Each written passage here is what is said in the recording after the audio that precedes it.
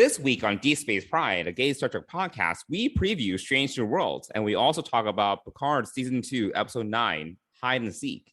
Thanks for joining us.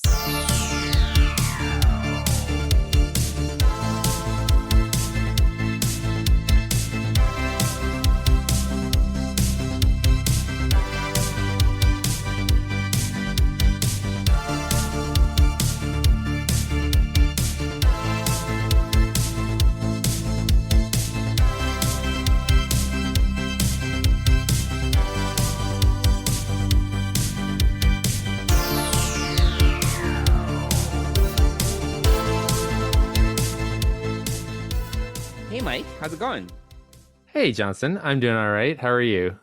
Well, I tested positive for COVID yesterday. For the second time. The second time, correct.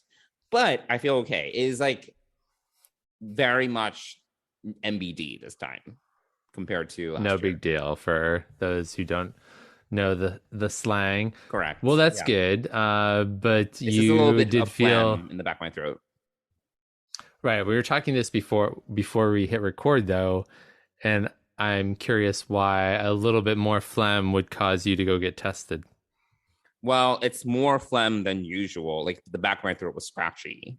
Okay. So it was like, okay, the back of my throat is not normally scratchy. I mean, usually there are allergies and I'm just like ill, as in like there's mucus. Okay. But this was more than usual. I was like, oh. So... Okay. You know, I think that it was worth kind of just testing, and it was unfortunately positive. So there we are. Unbelievable. You have had it twice, and I have had it 0. I know. And Dennis has had it, and somehow you still didn't get it. I don't know. I don't know what's going on. But like I said to you earlier, you are missing out. I don't know if I'm missing out, but you're missing out. Yes, it's now. It just continues to be a matter of when, not if, you know. Yeah. Which actually we were talking about at work the other day. At our social, we were talking about how it's just a matter of if, not if anymore. Have your coworkers gotten it? All my coworkers have gotten it. It's like incredible. Oh wow, no, only a few have gotten it. Yeah, only. I feel all my friends have gotten it. All my coworkers have gotten it. It's pretty terrible, but so yeah. One of my coworkers is out with it right now. But everyone who worked around them is fine. And I'm fine. I've tested negative both yesterday and today. Because we saw a show Saturday, because I was like... Right, yes. Right. So fortunately you were next to me and Fran was across the table. So that is good. I mean, the difference is probably 5 inches. I don't know. And I was probably speaking her direction. So, and yeah, so we had, so I mean, the important part of that sentence is we got to see Fran while she was here for the Strange New Worlds premiere. Fran from Sci-Fi Sisters, for those of you that don't know who that is. Some people were like, who's Fran? Yes, true. Yes. That's true. Yes. Context. The other Sci-Fi Sisters were also in the greater New York area, just not able to meet up with us for brunch. They were further out. They're up in Westchester, which is not near Manhattan. If we push it hard, I feel like we could have met them for like a coffee or something, but it would have been too rushed, I think. Yeah. Because they were not that far from us. The red carpet was literally 10 blocks from me. That's true. Yes. Yeah. But they were, they looked like all the pictures were great. They had a great time. I've not seen... I've not heard a first-hand account about it, but it looked great. Everyone had a blast, and they got to see. The thing is, if I was at the premiere, I could have given everyone COVID. So that's true. So that's very good. So it's probably for a reason that I wasn't there. Yeah. Right. Exactly. Yes. So that is good. But yes. So it looks like it was fun. And then they had an after party at Robert, which is also right next to me. It's like swanky restaurant in some sort of museum. I don't remember the name of it, but it's nice. Yeah, they look like they had fun. They did, and so the cast kind of knows who they are, so which is really kind of cool. So yeah, totally. Well, Anson does anyway. So I know. Well, they got invited by Anson personally, so they did. Yes, which is really cool. Well, speaking of Strange New Worlds, we did get a chance to watch the first 5 episodes. We didn't get invited to the premiere, but we did get a chance to watch the first 5 episodes, which we did not really talk about because Mike was a little bit Well, nervous so about the embargo. I've only watched the first three. Oh, right. So Yes. So we can't even preview the entire, all no, no, the first five set. That's no. And since people are going to hear this after the premiere, we can talk about that. We can talk a little bit more, not super specific, but we can talk a little more than, Yeah, no, I think about the we can first talk episode. generally about Yeah. the first 5 episodes. Well, Mike, let's start with you. What did you? I know you only watched 3 episodes, but what do you think so far? High level. High level, I really am enjoying it. I am loving the episodic nature of it. I am loving the characters. I think they've picked an incredible cast, and the visuals are just amazing. Yeah. Just unbelievable. The Enterprise looks beautiful, and it just I'm really enjoying. Looks expensive. Yes, It looks very expensive. I want to live in it. To be honest, I mean, well, not even the Enterprise, but the sets, the locations. Yeah. Because each episode, there's some sort of new thing, and they do a great job, like the set designs and the production value of it. It's just like I see like money signs everywhere. It's great. Yeah, no, it is. It's definitely a beautifully done, very loved show, and I think that the fans will love it. I'm hoping the fans will love it. I've seen some backlash on a few things Really? online. Yeah, so and I don't really want to get into it too much. I mean, the big thing is that Robert April is a black man, which I think is totally ridiculous. That I don't even know what race Robert April is supposed to be. Is this to be white? He's not supposed. I mean, so he was white in the animated series. Oh, okay. Yeah. Do you ever see incarnation of him in live action? No, we've never. Oh, I mean, the animated series is barely canon. So I know. Whatever. It's just ridiculous. So anyway, yeah. It's just ridiculous, the whole canon piece of this. Oh, that's interesting. But anyway, I'm loving it. I think that the actors, the stars of the show, are phenomenal. I really love the opening title sequence, which was released. It's very beautiful. Yes. I like the theme. Jeff Russo did a great job with it. Yeah. No, it's great. I like the opening sequence too. They did a great job. Yeah, so it feels like Star Trek. It feels more like Star Trek probably than we've had before. So recently, anyway. I mean, just in the episodic nature of it, and I think the one thing that I really like too is that the Enterprise is a character. It's which has always been. If you watch, there's an 8-minute thing I sent you on Instagram, but it's on various channels or whatever. Oh, I didn't watch it. There's an 8-minute preview, like 55 years in the making. Oh, cool. Okay. So yeah, but it does. Oh, sorry, no. The thing that I'm thinking about is something completely different.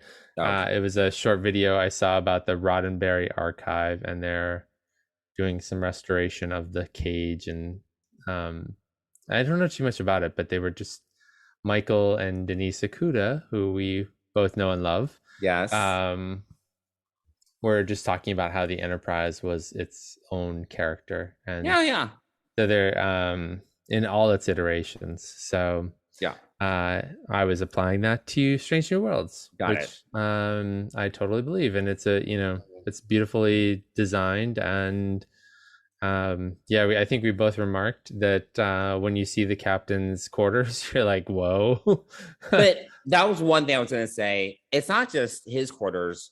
Everyone has really spacious quarters. His quarters are out of control. Like, it's literally, he can host a massive dinner party, which he does in episode 2. But everyone else's quarters are very luxurious, except for like Ahura, but she's a cadet. Yeah. But honestly, everyone else I went like, holy shit, like your quarters are larger than Captain Picard's quarters on the Enterprise D. I mean, it's fine. I actually don't really care, but it's very spacious. Yes, it is. And they're beautiful. Yeah. So yeah, I'm really enjoying what I've watched so far, and I can't wait for more. Yeah. So yeah, and you know what I'm really enjoying too is, so I'm watching them one by one, obviously, Well, yes. but I don't feel the need to continue. You know, Yeah, I me don't. neither, which I'm like totally fine with. I don't feel like I need to watch all of it in one sitting. I can leave and come back to it, and it's Yeah. totally fine. Which, Yeah, and when I've watched an episode, I feel like it's completed and I feel satisfied, and mhm. it's come to a conclusion, and so yeah, I do, and I do like the tie-in to Discovery in the premiere episode. Yes, there's a little bit of that. Yes. So I do really enjoy that quite a bit. Yes. So yeah, what about you? What are your kind of high level No, thoughts of yeah, it? I agree with all the points you made. I think that I feel there's going to be less for people to complain about, in the sense that you have, and we've talked about this before, you basically have a fresh start to each episode. So the director of each episode can try something different. The writer can try something different. Because episode 4, I was just saying right before we started recording, episode 4 and episode 5 are really good. I think they're really good. I don't know if you're going to like them, but I thought they were really good. They're probably my favorite episodes other than the pilot. And they're both really good, but for different reasons. Like episode 4 is intense. There's a lot going on. And episode 5 is funny and lighthearted. And I just like that. I like that you can do these different things, and that you also get a lot of different characters spotlighted, Mm-hmm. which, despite the large cast, I feel there's still a few characters that we have yet to really see much of, at least not in the first 5 episodes. But you definitely feel that they're trying to spend more time with these characters, and they're doing what the older series has done, where each episode has one character that they spotlight just a little bit more than everyone else. But I think that's great. I'm totally on board with that, because we get to learn a little bit more. They still have these overarching character subplots going on, and they're growing as people. You see that happening. So I really like it. I just want to give our listeners assurance that I really am recording with Johnson, and that this is in fact the Johnson who normally is very negative about what he sees on Star Trek, and then That's not true. but I call it as it is. He's saying really overwhelmingly positive things about Stranger Worlds, which is wonderful, to hear. But I just wanted our listeners, to know that this was in fact still Deep Space Pride. Yes. And that Johnson was still my co-host. All right. You're so reductive about me. I mean, when I enjoy Star Trek, I say I enjoy Star Trek. I mean, when I think Star Trek is crappy, I'm not gonna be shy about it. Because it's not perfect, I think that I do think that the live action series that we've gotten as of late have had strengths and weaknesses. In my mind, they've mostly been actually faulty than really achieving what they set out to be. The reason why I really praise Prodigy and Lower Decks is because I feel they've done a really good job at trying to be what they set out to do. Prodigy being a really inspirational, kids-oriented show that still retains a lot of these tenets of Star Trek, but you're trying to draw a new generation. I think they've done a fantastic job doing that. Yes. Lower Decks too. Like, it's set out to respect Star Trek, but it's funny, it's lighthearted, and you have these characters that bounce off each other really well. And it's about these lower deckers.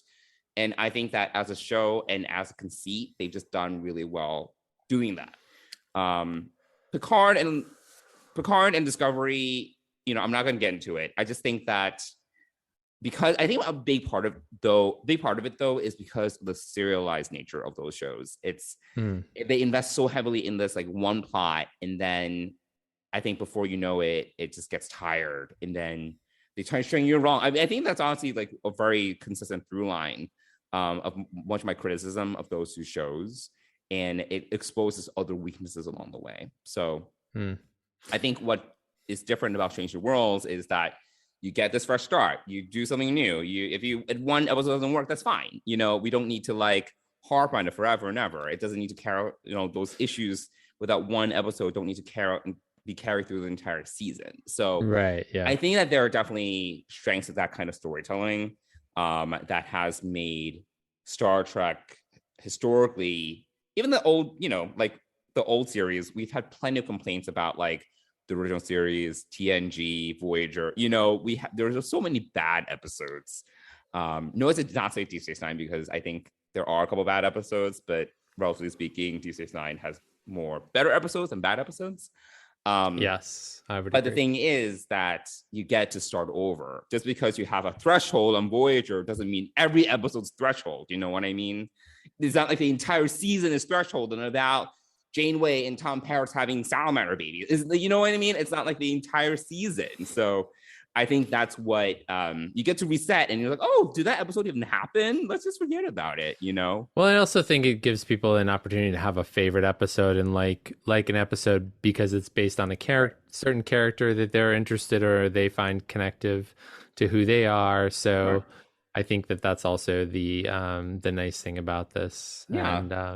And you Yeah. also get the opportunity to not only to do that, but you get the opportunity to tackle different issues because not the entire season needs to be about one issue or one conflict, right? Mhm. So episode 1, which is going to air by the time that this pocket episode comes out, so I don't think it's a big spoiler.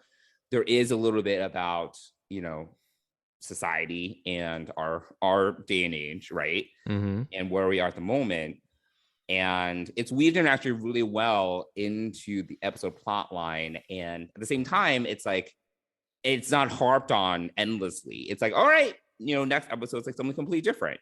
And next episode in my mind is a little bit, not to spoil too much, it's about being surprised or kind of embracing the unexpected by, you know I don't want to spoil it, but it's like, oh, you something unexpected happens and you're like, oh, that actually was not what I thought how it was going to turn out when you meet someone new, for example, if you recall episode 2 a little bit with the comment and everything. Oh, right. Yes. Yes, Yeah. yes. I Thanks. watched it like so much longer before than you. Come on, remember No, these. yeah, no, Yeah, sorry. I'm a little tired tonight. it's fine. But But yes, the point is like you also get to try out like different themes, different messages, mhm. different moral stories every Yeah. episode, and I think that gives you something, just a new point of view every episode. Yeah, I agree. Which is great. I'm excited for it, and I think the cast that they pulled together is really phenomenal. Like Yeah, extremely talented, diverse. Uh, yeah, just just amazing actors, and I think that that's great because I think we were bought into Anson, Rebecca, and Ethan, but mm-hmm. these other actors are extremely talented and add a nice balance and interest into the Yeah, story as well. So yeah. I shout out. love. Oh, do you have that's actually a good segue. Do you have like a favorite character? I mean, I love Ortegas. I really do. Great. She's so spunky. She's funny. Yeah, she's She's great. just Melissa Navio is really cool. Yeah, I think she's really great. Trying to think. I mean, I don't not like. I mean, so also shout out. I've got a little bit of a crush on Ensign on Chief Kyle. She's Who's Kyle, he's the the Asian, transporter chick. Yeah, the cute Asian the guy. skinny Asian guy. Yes, he's cute. Um, Well, you're into Asians, I guess. yes. Ah. Um, so yeah, I also really like Dr. Mabenga. I think it's a different, interesting doctor who, as we learn, has some things going on. And Yes. so I I love the introduction of him when Pike sees him for the first time in this series, in this show. Sure. Yes. They know each other from They know each other. before, so that should not be a surprise. But I'm talking about their first scene together in this Well, it's in the show. pilot, so it's not big spoiler. Yeah. So anyway, Yeah. What any favorite characters for you? No, I love Ortega's. She's so great. She's definitely one of my favorites.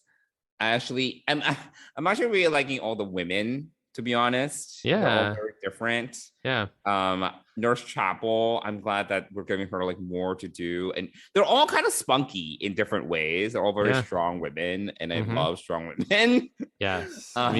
Me too. Yeah, I know that you had your reservations, but I actually do like La'an. I mean, she's a darker character, and she has more baggage. She's definitely darker. Yeah. She's a survivor. And I really do like about her. And she obviously has a chip on her shoulder, but she also cares about people. And you see more of that in episode 4. You get more of that of her backstory. But it comes out of a place where she does care. And I really like that. They're all just so different, and you can see that they have different layers of complexity. And I think that my hope is that we get more and more of that, and we get to spend more time with them. Yeah, and huge shout out to Celia Gooding for playing Cadet Uhura. She really does a nice job of being like this cadet. Almost sort of, there's some Tilly there. There's some joy and some excitement there that we haven't seen since like first season or second season Tilly and Discovery. Not the same kind of awkwardness, but you're talking about just kind of like enthusiasm. Just enthusiasm, yeah. Like just excited to be a part of Starfleet and all of this. And so yeah, she's doing a really great job of inhabiting that character from an earlier time frame than we've ever seen before. So yeah, so I think, I agree. All the women are strong. Rebecca Romaine as number 1 she's just phenomenal, and she just has this. How do I want to describe it? She just has this gravitas that I can't really. Just poise. Yeah, poise maybe, or just It's I can't. I want to hang out with her. Like, I mean, I think number 1 is just hang out with her. Like, I mean, I would hang out. Who would I want to hang out with? Let me think about this. No, she's just she's like she's funny, but she's dry. She's caring but strong. I don't know. It's just I think it's her poise, for lack of a better word, because it's late and I can't think of I one. wouldn't want to hang out with. I need to hang out with someone that's like sillier, like Ortega's. Like I would hang. Yeah. I mean, Ortega's is someone you want to take to a party. Absolutely. Yeah. Yes, absolutely. And Nurse Chapel is even someone... Nurse Chapel is also kind of like, you can see that she has like a humor streak. She's a playfulness about her that is great. So yeah, I mean, the cast is phenomenal. So we'll do a deep dive into episode 1 next week. Yeah, and maybe even episode 2. We'll have to figure out how we're gonna do this. Yeah. I mean, overall, I'm liking it. I have actually very few criticisms. It's I actually think that it's doing what it set out to do in terms of being like a new live action series that has a different take than Discovery and Picard, and I think it's doing a great job in that regard. That sounds like a great segue right there. I love that. Let's just leave it there.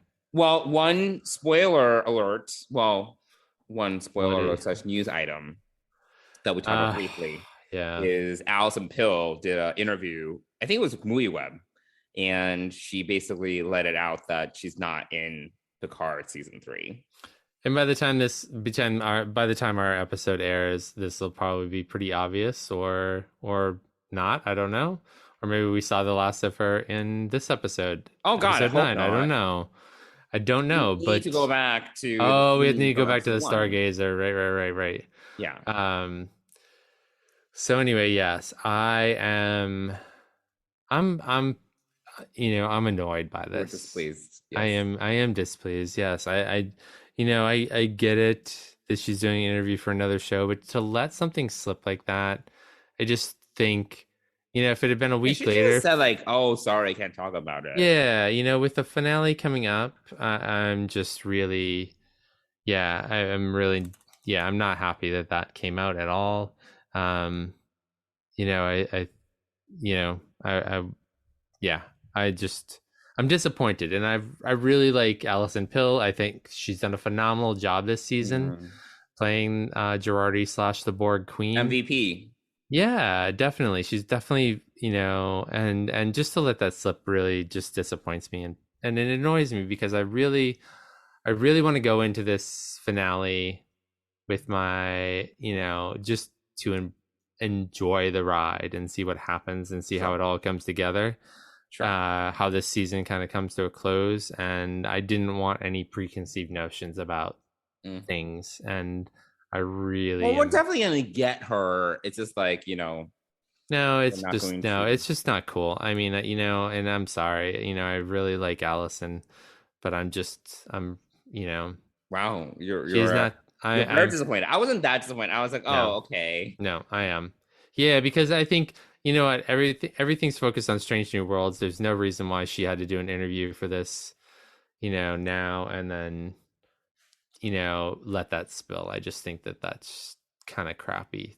2 days Well, I don't think before that she's the gonna be the finale. only cast member that won't be in season three. But Personally, they're not, if that, I'll be equally pissed off if one of them did an interview in the next 48 hours or I 36 agree. I think that hours. I don't think any of them should say anything. I have my suspicions that like we're not gonna get Soji back. I don't think we're gonna get Elnor back, but that is yet to be confirmed.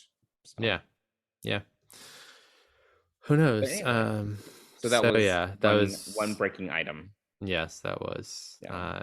breaking me in more than one way. All right. Well, okay. So I think this is then an excellent segue into our episode discussion of season two, episode nine, Picard, Hide and Seek. You'd have a cohort pulled from the dying? Recruit from derelict ships? Flotsam of space? You'd have us collect scraps. And offer second chances. What if we take this ship and build a better Borg? A real collective, based not on assimilation, but salvation. Think about it. A Borg collective that embraces the uniqueness of its members. You ask us to embrace weakness. I'm positing that what you've written off as weakness is actually strength. Cooperation. Your proposal is absurd. But not entirely unintriguing. Imagine members who would fight harder for what they chose. Who would lose no battles because they made no enemies. Who would not be discarded and replaced. Attachments could grow and deepen. Like Seven. Didn't you love her once too? And wasn't she the best of what we could be?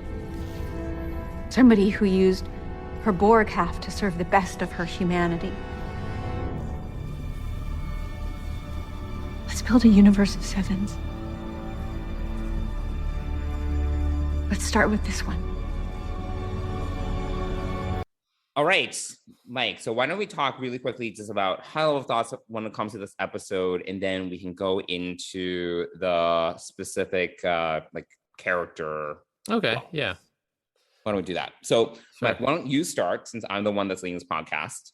High level thoughts about this episode. What do you think? Did you like it? Dislike it? Do you think it's No, a I thought good this was penultimate really, yeah, episode? yeah. I thought this was a good, solid episode. I thought it was fast paced and interesting. A lot going on. There were so many things happening, and yeah, I really did enjoy it all. Even, I mean, obviously there is the one scene that I think is on everyone's mind, What and scene? when they show her, Yvette hanging in the Oh, okay. atrium, and then they back it out in time. I think that that's a little little hard.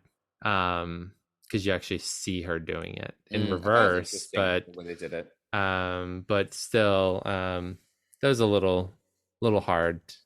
And then seeing Jean-Luc come in and see that as well. But I thought, overall, I thought that we saw some good movement in the plot, and we're moving towards the end. We're left with a lot of questions. So very many questions still. And yeah, I thought it ended interestingly enough, and it seemed to end like everyone was like, okay, well, we've got to go now save this mission, the Europa mission, and they're like but they're also stuck there. Yeah, so there's that. Wouldn't that be one of the major concerns? Like, how are we going to go back to the future? Because so I guess thinking about it out loud a little bit, I'm guessing that their thought as characters is that they are here to save the future, and what happens to them is irrelevant as long as the future is restored. Sure. So there is that piece. So yeah, I don't know how. I was kind of shocked as the La Serena took off and went to warp, and they're just like standing there, not upset. They're just kind of like, no, there was like some like jumps in logic because like Rafi and Jurati are the only ones that had the communication with the Borg Queen about her plans. Take the quadrant. But then once they meet up, it's like they kind of all know. There wasn't like, oh, like they're all kind of in the loop. Yeah, I don't know. Yeah. There's like this weird like, oh, where was a conversation about what now? Kind of, I don't know. Yeah. There's some small things like that. But what did you think about the whole episode overarching? Overall, I actually like this episode. I liked it more than the last 4 episodes. And I think that we're finally barreling our way towards the finale. It's finally resolving some things. There's still a lot, like you said, we got no Q at all. He wasn't even like referenced, I think, in this episode. So this goes back to my complaint, which is I'm not sure. I have a feeling the Q stuff is going to be rushed. I don't know if it's going to be carried over season 3. If it's not, then it's going to feel super rushed to me. We still need to go back to the future and unveil Jurati most likely as the Borg Queen. I still don't understand like some of because like if you remember, one of the questions that I had right before we jumped back into the past or whatever was the Borg Queen saying to Jean-Luc, "Look up," right? And that's a reference to what his mom used to say. But that cue was never given. So how does that connect? So you have to like, there's all these things that I'm going to guess right now that is not going to be resolved. But that's annoying. Like things like that. It's no, like, I know that's and your. I have all these questions like, why did Jurati go through all the theatrics of like taking over the bridge and drawing power, and then taking all this time to unveil herself, and like, like there are all these things. Like like I if it is Jurati, which I'm most 90% sure it is, it's like, why go through all the theatrics? And I don't know. There, whatever. You know what I'm talking about. It's just like there's questions that's gonna be lingering, and I feel like we're gonna have, if it's a 70-minute episode, if we're lucky, to unpack it. And I'm just like, why? And they still need to stop Sung from destroying the Europa mission. I'm like, oh my god, there's so much to do. Well, speaking of Sung, he suddenly disappears after Rios comes and appears, transports in the middle of the fight, and disappears. And like, where's like he doesn't have a transporter? He ran away, so he has no transporter. Like, how did he get? It's just one of those, how is he gonna get back? It's just one of those like Hollywood villain moments. It's like, oh, he's gone. I guess we can't track him down. We'll have to deal with him later. It's there are things. I don't know. I feel that I'm gonna be left thirsty with questions. I mean, again, I still like this season more than season 1. So even if it's unsatisfying, I'm gonna give it a higher rating.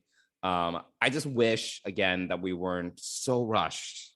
I feel there's so much I need to unpack in the last episode, and it's gonna feel rushed to me no matter what. But whatever, we'll see. But overall, I did like this episode because yes, it finally like things congealed. The Picard stuff, we finally got more answers. They did a final reveal as to what happened to Yvette, blah blah blah. So yeah, so why don't we go really quickly, do a quick deep dive into some of the various character subplots. So why don't we start with Picard and Talon? So their little adventure in the underground, and that's really where we get you know, a little bit more about Picard's backstory. Yeah, I enjoyed this part of it. I thought it was really well done. I thought the sets were amazing for all of this. I thought the chateau sets were pretty believable and pretty real. I'm trying to remember, so you're gonna have to walk me through anything that I miss or forget because I've only watched this once. But obviously the ghost of the past are kind of there and kind of Picard's periphery as he's trying to find his way out of this and out into the backyard, into the whatever the chapel or whatever the escape route is, and then out into the field so he can get on the La Serena, which he never does because eventually he somehow leads himself back to the atrium.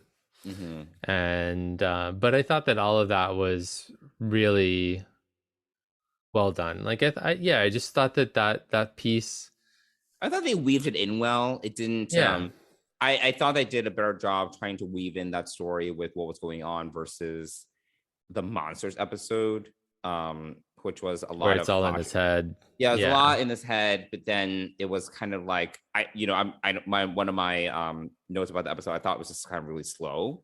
But here, because they're kind of weaving it into the action, I thought it kind of, you know, it rushed things along a little bit more in a good way. Like it push things along from a storytelling perspective. Yeah. So I thought that was a really good, and to kind of emerge in the atrium where it all happened in his childhood.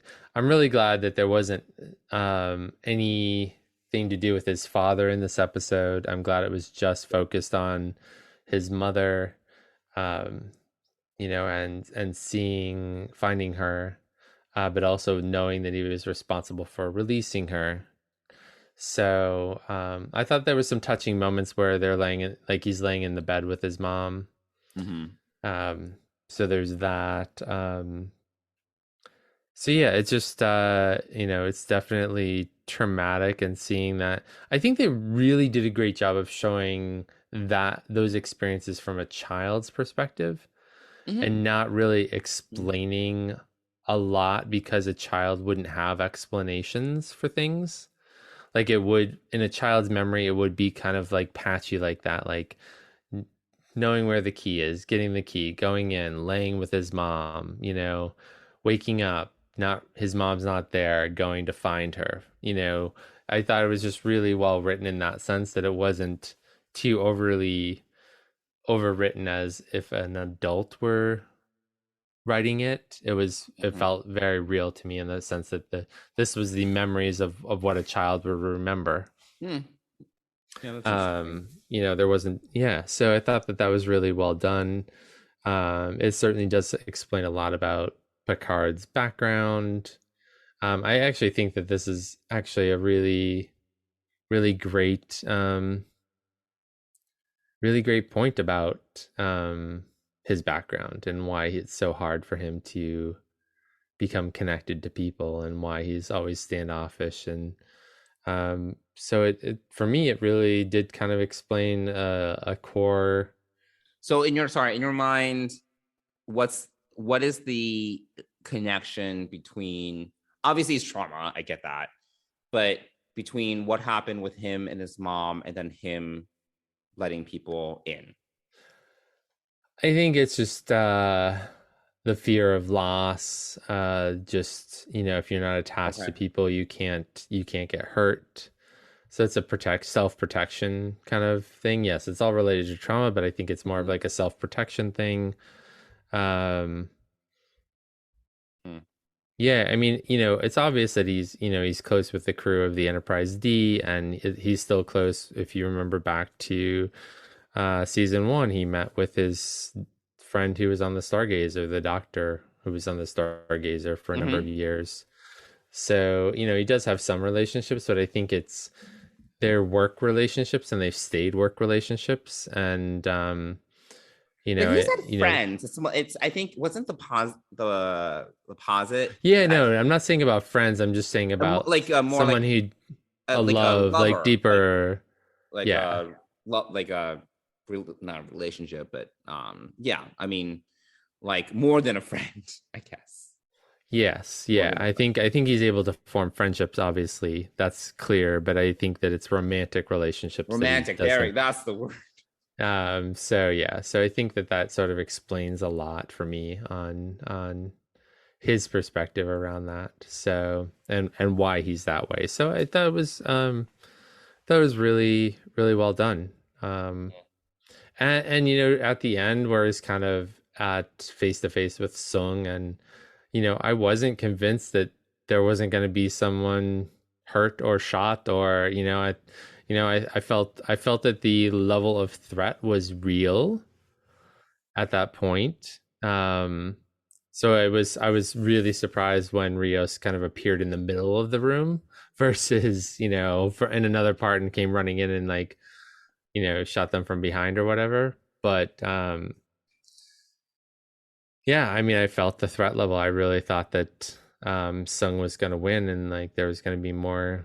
Oh, really? I did not feel that it was. No, I didn't feel stakes. I didn't feel the stakes. I definitely felt the stakes in that scene. So yeah, that's sort of. Did I miss anything? Did you have any other additional thoughts for that piece of it? What did you think? No, I agree with the points. I think they did a good job. I mean, they did. Definitely, like I said, definitely was weaved like in a more organic way, I would say, into what's happening around him. And I actually like that. And obviously the whole thing where he and young Picard and Yvette are playing hide and seek, and then they're kind of trying to hide from the mercenaries. And so, I mean, like thematically, I think it worked a lot better than how they try to do it in Monsters. I mean, we tried some old ground, but I thought it was fine. Like we saw more of them. I like that we saw a little bit of like his childhood, where they had some like more normal moments between Maurice, Yvette, and Picard. It's them relaxing. It was kind of nice to see that. Yep. Before things went downhill very suddenly. But I actually like that we saw a slice of like quote unquote normal life before things went to shit, I suppose. Right. But yeah, no, I mean, yes, I like this. Overall, yeah, no, it was great. And Talon continues to be awesome. She's obviously going to be in the finale. I don't think she's going to be in season 3, unfortunately. But yeah, it was good. Awesome. Cool. What do we want to talk about next? You pick one.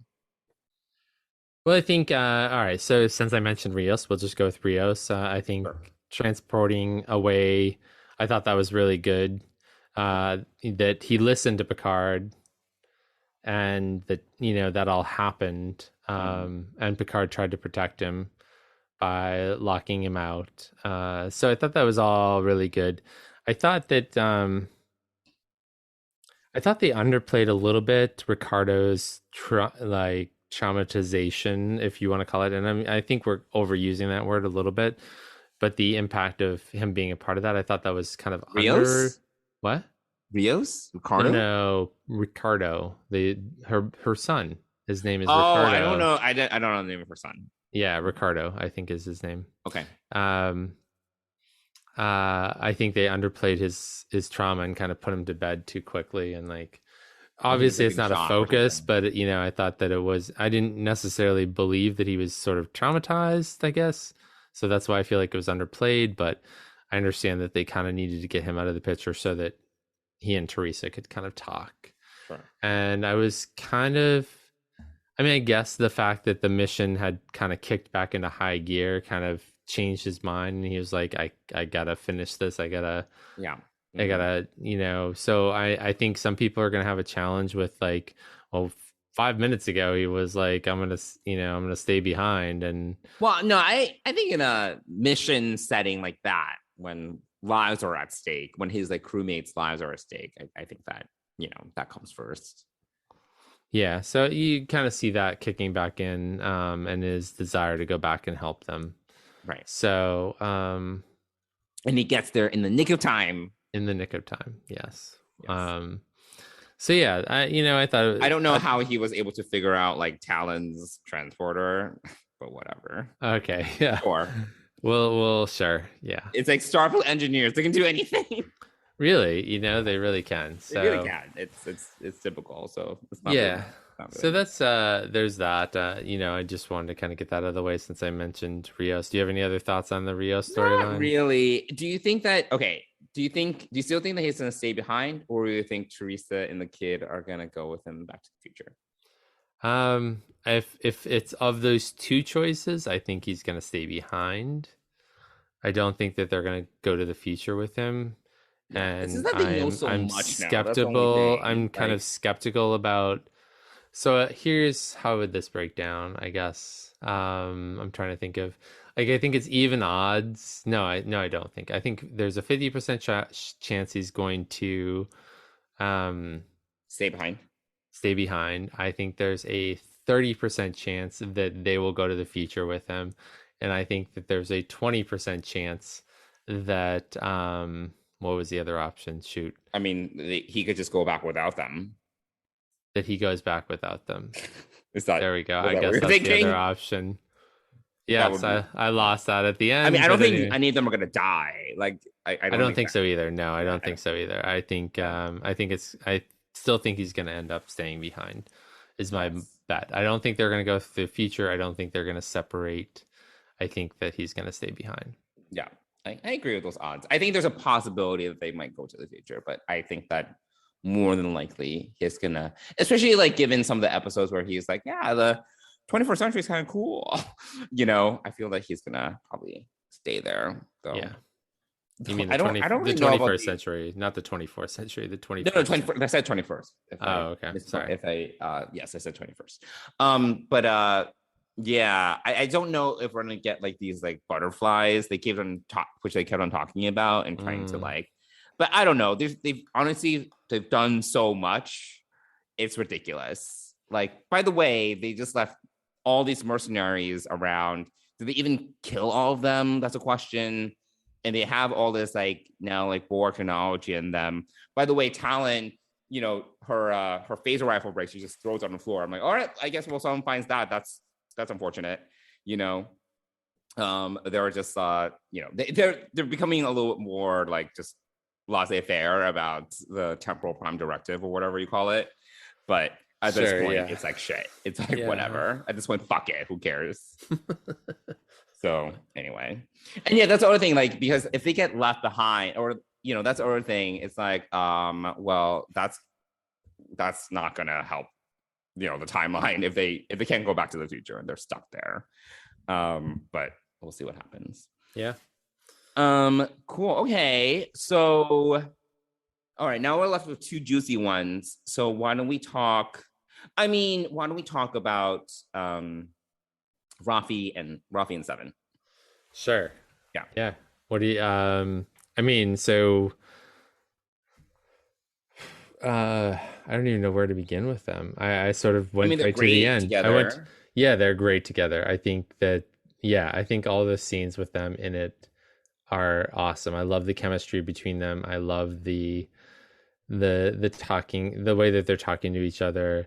Mm. They're both pretty aware that they're not necessarily going to live through this and fulfill what Rafi saw as their future, which was sitting on some bench watching. Right. Being old, growing old together. With they might not survive. Yes. Yeah. That was a good scene. Yeah. I really enjoyed that scene. That's probably one of my favorites in this episode. And then obviously, we have, Seven gets fatally wounded by the Borg Queen when she's Jurati, when she's more Borg Queen than Jurati. I guess I don't know even how to qualify that, but anyway. Yes. Yeah. Yeah, just I feel like I don't know. I feel like their attack was a little like dumb-witted, like not as. Well, I was saying before we started recording, I don't understand why they couldn't have used Talon's transporter more tactically. Like, right, yes. And the transport technology is very, so I don't know why the Borg Queen, for example, if she had full control over the La Sirena transporters, why they can just like beam all the, all her enemies into space. Like she could do that. Like, why like go around like trying to chase them down or like, send mercenaries after them. Literally, she could probably lock onto them and beam them into space. That probably wouldn't be too hard for the Borg Queen to figure out, right? But then there'll be no story. Also, did they really have to, they did not have to like make all their ways through the mercenaries, through the chateau, through the underground. It literally was like, hey, how about we transport a little bit closer? Like we can sort of say hit it, and then let's transport a little bit closer so that we don't have to like go through like this whole gauntlet. But of course, if we did that, that would also be kind of boring. So whatever, it's fine. It was kind of a journey, it was a journey for them to get there. I feel they barely made it. Picard and Talon didn't even make it. And then whatever.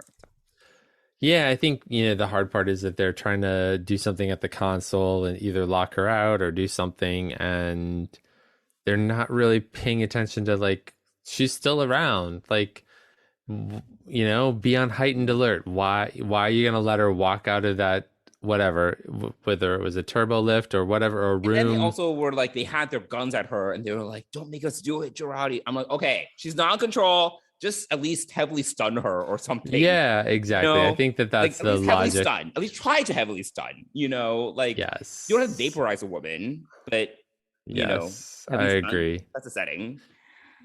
So the only thing I just literally thought of this. The only thing I can think of is possibly because they are Confederation weapons, that they may not have heavy stun. It's like that's kill or not kill possible. So possible.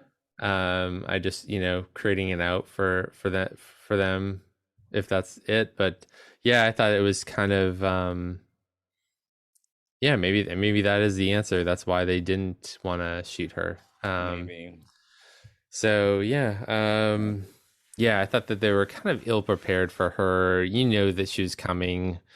You knew she wasn't far away. Like, you're by the console and then you get hurt. I mean, could they at least like name her? Like, even if they didn't vaporize her, at least name her. I'm just saying. Yeah, something. Yeah. So that's so then Well, we still got some juicy parts. Like, I loved Seven dropping Janeway and talking a little bit about post Voyager and how she tried to join Starfleet. Yes, and they wouldn't let her. That was great. And then Rafi was like, "You'll make a great captain." I wonder if that's foreshadowing. I will wonder that too. Yeah. I think someone would make an amazing Starfleet captain. Just saying, she would be great. Well, and also, with that, I think that's a great foreshadowing. Also, because then who is going to captain the Stargazer if Rios doesn't come back? Sure. So there's that. I mean, we still need to like go through like Starfleet training, and I don't know. I mean, maybe. I don't know, but I think if they get back there and Admiral Picard is there and he's like, I hereby promote you to captain of the Stargazer, take command. And she starts to take command because she's, an ex-Borg fighting against a Borg threat. That might be interesting. Oh, I just got my prediction for Discovering Trek. All right, well, I'm helping there you. We go. Yeah, I would love to see that. Because I think that would help her, because obviously that would be a great kind of completion of an amazing arc for Seven. Yes. Because and I think it also would help if Rafi and her both make it. I think it would be great. They could possibly serve together, or at least it would be like they're both in Starfleet, so they could take leaves together and things like that. It'd be a little more organized than her being in the Rangers and kind of just being, kind of on her own, I think that would be. No, I think that would be a great way to, because a lot of Seven's journey this season, and honestly her entire story arc on Star Trek in general, is about her trying to reconcile her humanity with her Borg. So I think we're getting to a point where she's starting to learn how to embrace both. Like, she's not there yet, but I think if she was, well, she's definitely learning how to embrace her humanity through this process. And now that she's Borgified again, she's, now she maybe it's always that at odds, integration. Right? It's always at odds, and I'm sure that that's also an issue with her relationship with Rafi too. But I feel that if she's able to, if we're able to get her into Starfleet and she can be recognized and embraced for how different she is, she can also do that. I don't know. I feel like something there. There's something to be cultivate, like in terms of like, I like where your head's at. Something. There's something there. Yes, I like where your head's at. I'm on board with that. And I think that it's an excellent relationship to continue to foster and grow as a different kind of LGBT relationship. Like, we see the gay characters in Discovery, and that that family. And now I think we're seeing a lesbian couple, which I think would be an amazing experience, because it is very different than what we've seen before. It's also very different than, and I've had this discussion on Discovering Trek, that people have a certain expectation from a lesbian relationship, and they're looking for a romantic relationship. And this is more like, and I explained it to them, this is two career women coming together as partners, but still very much focused on their career, and still it's a different kind of, there isn't the romantic type relationships that you see, like Rios and Teresa. That's very romantic and very, that sort of world, whereas the relationship with Rafi and Seven is just so different, but also so good, because it's an example of another type of relationship. It doesn't, they do love each other. They do have deep care for one another.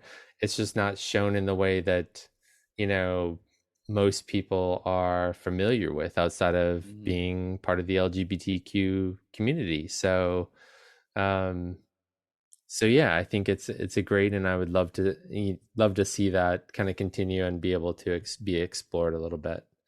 So, yeah, no, I totally agree with that. And, I think that's what is really interesting and tricky about this is, and I don't know what relationships are really going to be like in the 24th, 25th century. Obviously, I think nowadays we're still very much burdened by like gender roles, and obviously we're, things have become different now. Like there's like subversion of that, right?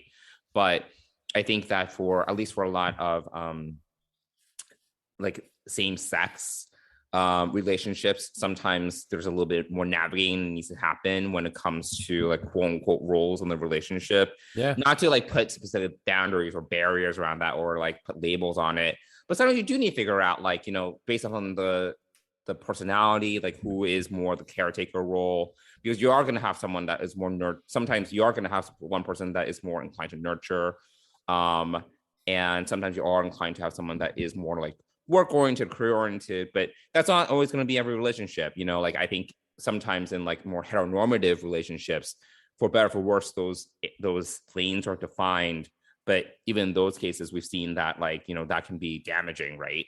I don't know where I'm going with this, but I think that I'm basically saying that, like, in this case, because there's so much complexity to these two characters, and they also are not only are they trying to figure themselves out, because like they have so much baggage, but then you throw a relationship into it, then it's like you're not trying to figure yourself out. You need to figure out like this whole other person, this whole other dimension, and how that is compatible with you as an individual, and you're already a mess, and they both need like a lot of therapy, basically. They not only need like individual therapy, they also need couples therapy. And it's interesting to kind of see that, because like I think my gist is like there are no predefined roles for these two women. There are no right. predefined lanes in terms of how this kind of relationship should be operating, or like this is the role that you play, or this is like your responsibility. So I think that it kind of definitely opens up a lot of exploration, which we've done a little bit this season, which we've definitely done some of that. That's all really great. Nice work there. Yes, you're welcome. Yes. The other one thing that I will say about this storyline before we transition to talking about Jurati and War Queen is we also got Elnor, kind of. We did, yeah. ECH, emergency combat hologram, right? Yep, emergency combat hologram. He had a mobile emitter for some strange reason. I was very. Oh, did he? Yeah, wow. It was. Okay. I did not understand why he had a mobile emitter. It made no sense. I don't know if maybe at some point, maybe in the script they were supposed to like leave the ship or something, but maybe he literally has a mobile emitter. Just pay attention. I believe you. I believe you. I'm because the Borg Queen targets it, like when she like uses her like tentacle and like him.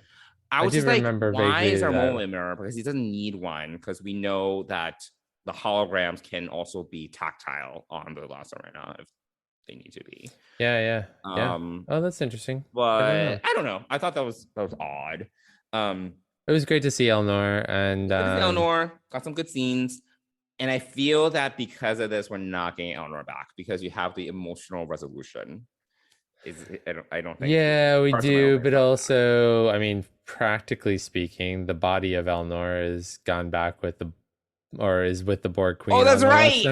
It's in the Delta Quadrant. The Borg, unless there's some way she preserves it and brings him back in the finale, but that's a good point. Which is totally possible. That's funny because you said that at the beginning of the show about returning characters, and I thought it was funny because I'm like, he can't really return because he's on the last arena. Unless I do some weird reset thing, but I don't. Well, no. So I think it might be possible that she'll transport him back aboard the Stargazer in the future. 400 years later. Yeah, I mean it's possible. I mean if she's alive, Yeah, I mean she's Borgified though. I mean that probably makes a difference. Yeah, she is. But if he's in stasis or in cold freeze, maybe in those 400 years, or all the species that they assimilate or find, they don't assimilate anymore, right? Or they won't. This group won't. Unclear. Or maybe it's like more opt-in. Like, hey, do you want to be assimilated? Yeah. But they might find some more opt-in. No. They might find some solution to bringing him back based upon how he died or whatever. I don't know. Who knows? Well, they brought Neelix back after Seven brought Neelix back. Remember, after he was dead for like 19 hours or something. Oh, Immortal Coil. See, we've mentioned that episode before. It's been forever since I've seen it. I didn't watch it after the last time you mentioned it. Last year. It was last year. Yeah. No, I haven't watched it. Yeah, he was already like going through. Voyager is not my go-to Star Trek. I understand. I'm just saying. Okay. But it was nice to see him, and yes. I'm sad that he's gonna be, he's probably gone, which is sad. Yes. But anyway, I'm fine with it. It's fine. Cool. Why don't we talk about Jurati and the Borg Queen? Yeah, I'll try to put aside my emotions about Alison Pill for the moment. Okay. And just focus on the episode. Sure. Why don't you do that? All right. Let me center myself. Oh my God. Okay. All right. Sorry, I had to clear my throat. Once again, I mean, she just kills it when she has that conversation with the Borg Queen, and they're two separate entities. Yes, I'm glad. Yes, I'm glad they brought back the duality of that. Yes. I thought that was really great. Because she looks disturbing, and she went and got it's kind of creepy. It's kind of creepy seeing half naked Alison Pill going to the freezer where the Borg Queen was and like stealing the uniform or whatever. Oh my God. happened. Did you notice? I don't know. I thought that the her Borg Queen outfit was very ill-fitting. Like, I don't know. Oh, I didn't notice. It was like, I feel it was like too big for her, and it was like gonna fall off. Like, I Oh, don't. interesting. Oh, Maybe it was just me. I was like looking at it because I usually don't feel like I the agree. outfit's so skin tight. Like, Yes, literally, it I was think not that. It was. I Oh. did not feel. I did notice that it was. Did not. It looked more like a dress than a Borg uniform. Because Alice Yes, I totally get that. was like, I could not breathe in that thing. I almost passed out. That's what I usually expect from the Borg Queen outfit. Like, it's so tight that like you cannot function. Well, I think Annie This felt like Wersching it was in gonna a. like fall off her in comparison. I mean, I think Annie Wersching's costume was pretty skin tight. Maybe it not is. as. It is yeah, exactly. you know. That's So, what I'm saying. so it's kind of confusing that. I don't know. Yeah, Alison Pill was like, I don't want to wear something too skin tight. I don't. yeah, have time for maybe, that. maybe Yeah. not. You know, maybe she did. Had a lot of room. I'm just saying. I didn't. You know, I did. I did notice it was different, and it didn't look like it was super tight. It wasn't very form fitting. No. Yeah, form It was- fitting. it was, like, Is the falling off word. the woman. So, but I thought I thought that duality, that playing off the Borg Queen was really good. You know, it was nice to see that Jurati. I think obviously for the last time, right? That was the last time we see that Jurati. That version of Jurati. That version anyway. of Jurati, yeah. So then, Then we get after- something like a hybrid at the end, like something new. Yeah. So then they become a hybrid of sorts, which is really interesting. So yeah, I think it's an interesting take on Borg life. I mean, this has never happened before.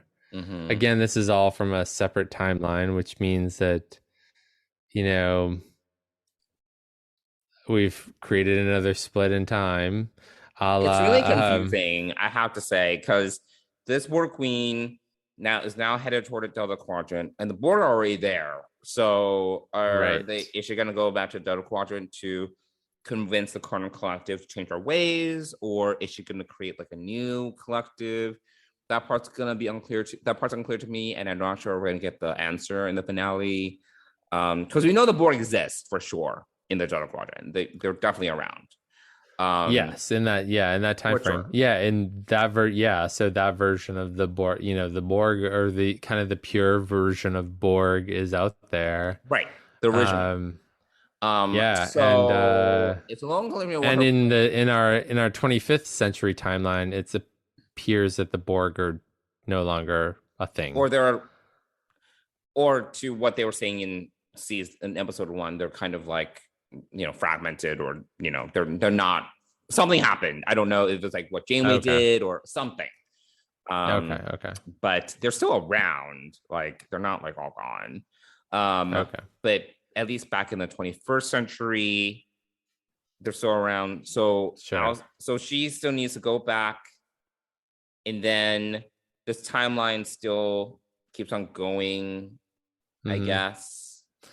Yeah, so this timeline keeps on going to what end that'll be, but somehow we still get all the bad Borg stuff, because that still needs to happen, right? Locuta still happens, I would imagine. Yeah, right, yeah. Like that shit still happens, but I don't know. So it can't really, so it's just, it's going to be interesting. It's going to be, well, I mean, they did break through the time-space barrier or whatever. Right.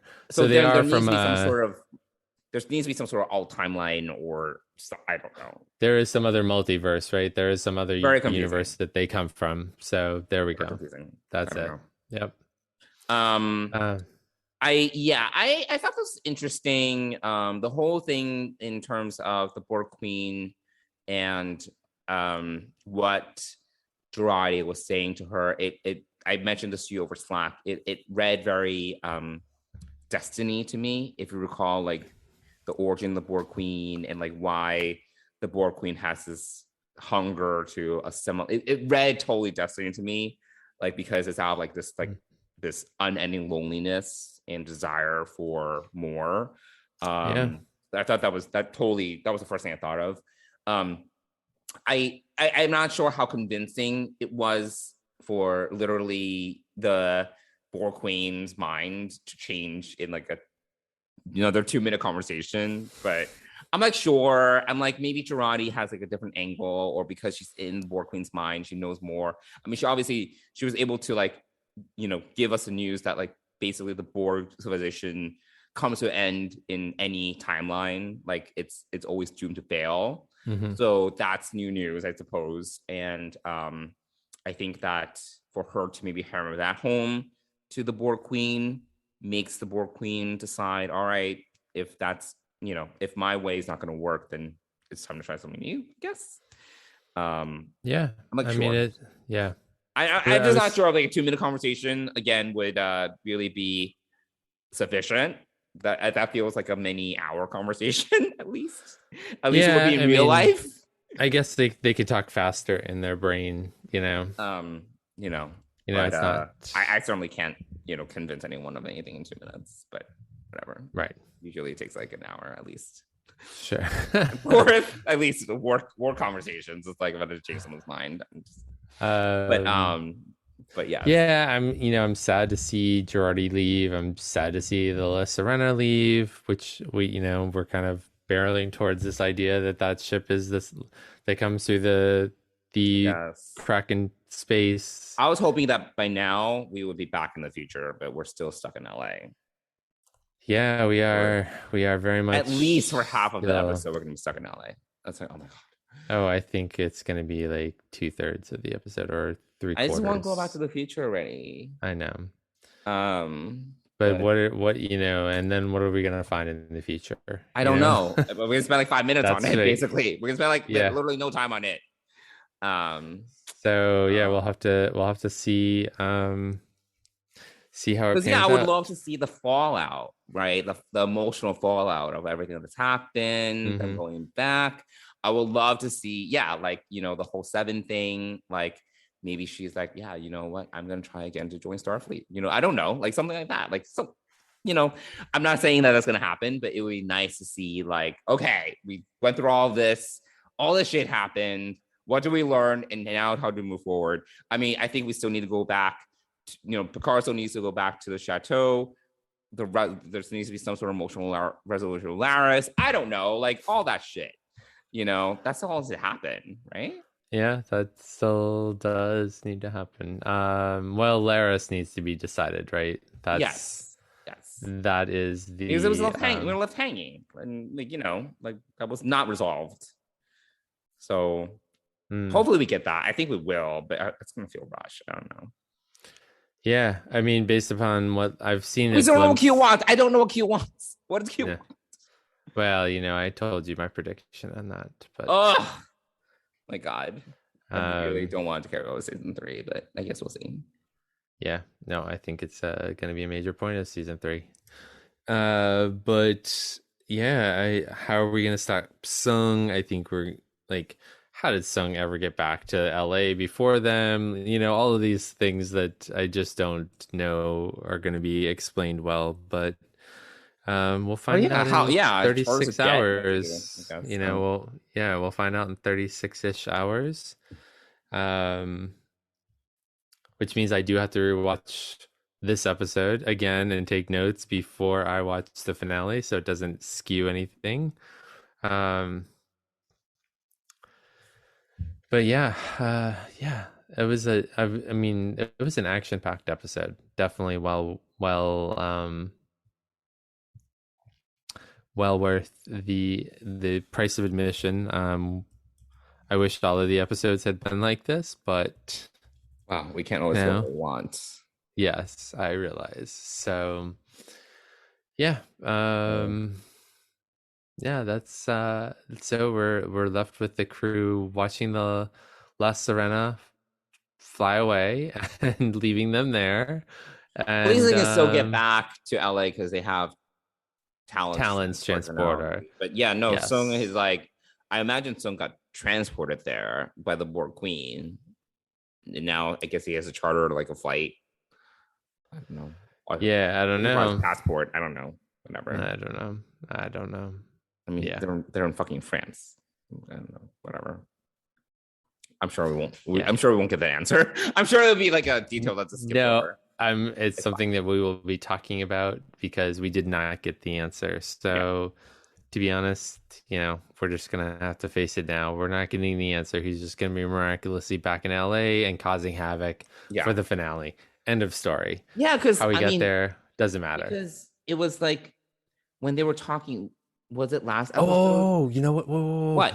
We forgot to talk about what Jurati / the Borg Queen tells us. Oh, that's right. Yes. The finale. Yes. So this whole idea, and I forget, you could probably quote it a little bit better, but one Renee must die and another must live.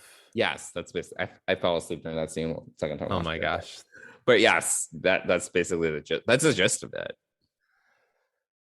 So I do not know what that means. Well, so I have a thought on that. I am wondering if it's very cryptic. It is very cryptic. Yeah, I went, and then they kind of looked at each other, like Seven and Rafi kind of looked at each other, and I was like, "Are neither of you going to ask for clarification?" Like, neither of them asked for more information, asked for more detail. My only follow up will be like, "Excuse me, could you can we have a clarifying moment, and can you explain what that means?" Versus kind of just leaving us hanging. But neither of them asked anything. I was like, "Oh my gosh!" I just realized. Oh wow! Oh, the possibilities. So, I mean, my theory is that it's simple. I feel that someone needs to impersonate Renee, and someone needs to think that he killed her, but Renee is actually on her way to EO or Europa or wherever. Yes. Do you want to know who that's going to be? It's going to be Talon. Yes. Yeah, that's because of her ability. Remember, she hides her Romulan ears. Yeah. She has the ability to change her face. So I think that's what we're gonna find, is that's how Talon's story is gonna end, is with her sacrificing protecting Renee. Protecting Renee, which is her purpose anyway. Right. So that fulfills her mission. She looks like that. She dies at Sung's hands. Somehow Sung has got to die. But she and Picard still need to have a final conversation as she's dying or something. I don't know that we're gonna see that. But yeah. Yeah. So there's my prediction. That's Well, that's very reasonable. Yeah. Yeah. That makes sense. So there we go. I mean, that's her. That does make sense. That's her calling. So it makes. That's her purpose. Yeah. Yes. Yeah. And Picard's gonna have a hard time with that, because she's probably a progenitor of Laris. So the real question is, Laris gonna be in the future, which would really suck to lose Orla Brady in 2 roles at once. I don't know. That would really suck. Oh man, what happens if they get back to the 25th century? They resolve everything in space. Picard goes back to the chateau. He's looking for Laris, and he finds Zhaban there instead of Laris. And what, Laris has never existed, I guess. Maybe, or there's so many timey-wimey problems, but whatever. That would be disappointing. That would be complicated, but whatever. Well, I don't know. It would be actually not very complicated. It would just be very simple. Like, she died and she never, and there we are. And then Picard can be free to be Beverly in season 3. And then that can all be. You're shipping that? Yeah. Man, I was so on board with him and Laris getting it together after all of this. But anyway, 30 years his junior. I don't know what age Beverly is. Well, whatever. Well, so many things. True. Well, so many things, so many possibilities, and the finale is coming up. Yeah. All right. And you know what? I'm ready for this adventure to kind of come to an end. I've been ready 2 episodes ago. I know you have, but this could have been an 8-episode season, and it could have been much tighter. Sure. Yeah. Yeah, it could have Yes. been. Yes. Oh my God. Definitely. Or they could have expanded different things and cut different things, and like I think it would have Or been they could more. have gone, I we could be back to the future now, and then they could have, there's more Sure. fallout that they need to figure out then. But Yeah. that's not what we're getting. So We're not kidding. So we are where we are. All right. Well, there we go. all right. Cool. All right. Well, that was another long episode. Well, Mike, do you want to talk a little bit about our sponsor? Absolutely. So Fansets is the exclusive sponsor of Deep Space Pride and the Trek Geeks podcast network. And they just released a new badge, a new magnetic or pin collectible, the Star Trek The Motion Picture magnetic Delta or Delta pin. And mine is on its way. We're gonna have a field day with Strange New Worlds, by the way. Like there's so many pins that are gonna come. Oh yeah, so many pins. Yes, I'm sure they are. But head on over to Fansets. You can see the new magnetic Delta from the motion picture. You can see the new Enterprise 1701A Master Ships, which is a beautiful pin. I have mine. It's gorgeous. It's heavy duty. It's just great. Or you can get some Mission Chicago pins, whether you were there or not. Or these new Admiral pins from the Wrath of Khan. So, plus a whole bunch more. I mean, they have, Lieutenant Junior Grade Matt from Lower Decks. They have Adira from Discovery Season 3. And they have Loxana Troy, plus a whole bunch of others. Head on over to Fansets. Put a bunch of pins in your cart if you put more than $30 in your cart, which if you get that Master Ships XL Enterprise pin, it will do that for you. You can get that with free shipping. And if you use the code TrekGeeks, all one word, you're going to get 10% off your order. And we want to thank Fansets for being the exclusive sponsor of Deep Space Pride and the Trek Geeks podcast network. Thanks, Fansets. All right. Well, that's it for this episode. We would love for everyone to write us a great review on your platform of choice. If you like this episode and want to hear more, please give us a 4 or 5-star review, and we'll really appreciate that. You can also reach us on social media and on email. You can send us a DM or send us a message on Instagram and Twitter at DSpacePride. And then you can also email us at dspacepride@gmail.com. All right.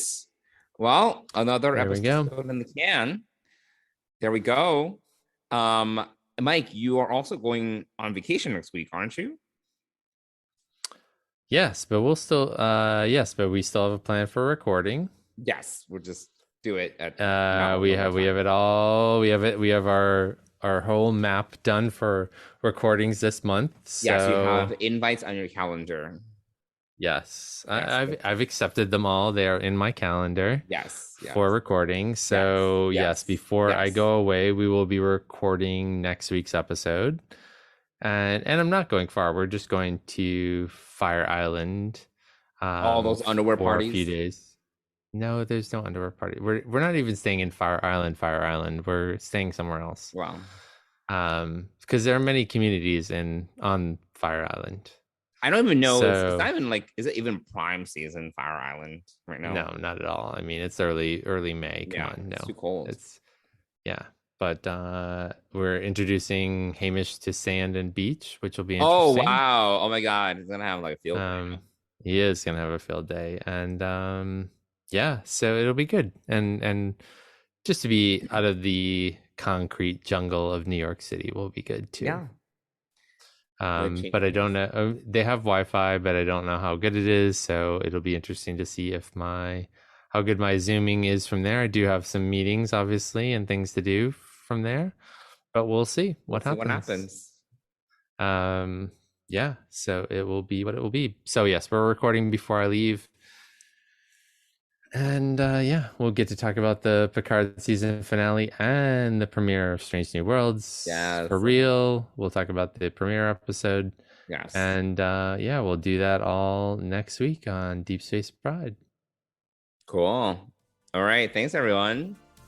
Thanks for listening. We'll see you back here next week. Bye.